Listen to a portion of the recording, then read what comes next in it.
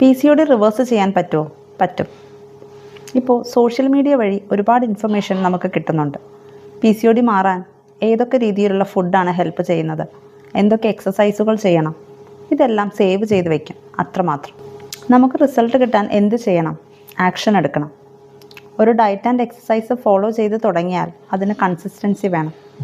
Body ഹീലാവാൻ സമയം കൊടുക്കണം. അല്ലാതെ ഒരു രീതിയിലുള്ള ഡയറ്റ് ഫോളോ ചെയ്ത് തുടങ്ങി 2 ആഴ്ച കഴിയുമ്പോൾ റിസൾട്ട് ഇല്ലെന്ന് പറഞ്ഞ് നിർത്തും. വീണ്ടും മോട്ടിവേഷൻ കിട്ടുമ്പോൾ അടുത്തൊരു ഡയറ്റ് ഫോളോ ചെയ്യും, അതും നിർത്തും. ഇങ്ങനെ ചെയ്യുന്നത് കൊണ്ട് ഒരിക്കലും PCOD റിവേഴ്സ് ചെയ്യാൻ നമുക്ക് സാധിക്കില്ല.